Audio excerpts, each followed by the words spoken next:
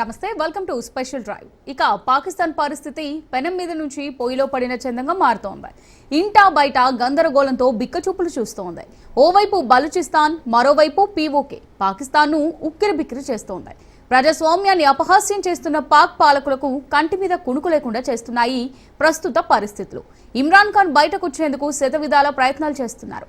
అసలు మొత్తంగా చూస్తుంటే పాకిస్తాన్ బతికి బట్టకడుతుందా అనే అనుమానాలు కూడా రేకెత్తుతున్నాయి. పాకిస్తాన్ డే సందర్భంగా ఆ దేశ నేతలు చేసిన ప్రసంగాలు ఇందుకు నిదర్శనంగా నిలుస్తున్నాయి.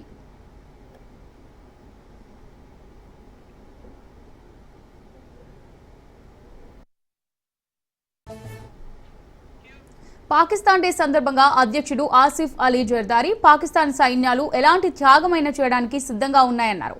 పాకిస్తాన్ డే సైనిక పరేడ్లో పాల్గొన్న జర్దారీ ఈ వ్యాఖ్యలు చేశారు. పాకిస్తాన్ భౌగోళిక రాజకీయ సవాళ్లను ఎదుర్కొంటున్నప్పటికీ దేశ ప్రజల మద్దతుతో సైనికులు అపూర్వమైన త్యాగాలను చేస్తున్నారన్నారు. పాకిస్తాన్లో ప్రతి సంవత్సరం మార్చి 23న పాకిస్తాన్ డే జరుపుకుంటారు. 1956 మార్చి 23న పాకిస్తాన్ తొలి రాజ్యాంగం ఆమోదించబడిన రోజు సందర్భంగా వేడుకలు నిర్వహిస్తారు. 1940 మార్చి 23న లాహోర్ డిక్లరేషన్ ప్రకటించినందున దీన్ని లాహోర్ రిజల్యూషన్ డే అని కూడా పిలుస్తారు.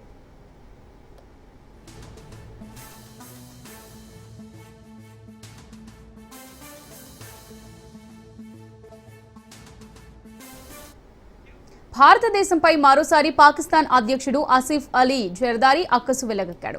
పాకిస్తాన్పై భారతదేశం దుష్టకన్ను వేసిందన్నారు. పాకిస్తాన్ కాశ్మీర్ ప్రజలు భారత్తో బాధలు ఎదుర్కొంటున్నారని పునరుద్ఘాటించారు. ఉగ్రవాద సంస్థలు తమ లక్ష్యాలను సాధించాలనుకుంటున్నాయన్నారు. అయితే సైనిక బలగాలు వారిని తిప్పికొడతాయని చెప్పాడు. పాకిస్తాన్ ప్రధానమంత్రి షెహబాజ్, ఉప ప్రధాని ఇషాక్ దార్ కూడా ఇలాంటి వ్యాఖ్యలే చేశారు.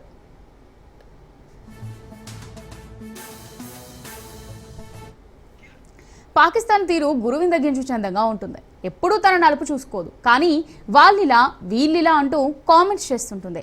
ఎన్నడూ తన దేశంలో ఉన్న పరిస్థితులు, ఎదుర్కొంటున్న సమస్యలను, ముప్పును లెక్క చేయదు. అలాంటి వైఖరి వల్లే నాడు పాకిస్తాన్ నుంచి బంగ్లాదేశ్ విడిపోయింది. అదే వైఖరి ఇప్పుడు పాకిస్తాన్ నుంచి బలూచిస్తాన్ వేరుపడాలన్న కాంక్షను అంతర్జాతీయం చేస్తోంది. తీవ్రవాదాన్ని ఇంటి పేరుగా మార్చుకొని జీవిస్తున్న పాక్కు ఇప్పుడు ఆ వేర్పాటువాద శక్తుల నుంచే ముప్పు పొంచి ఉంది.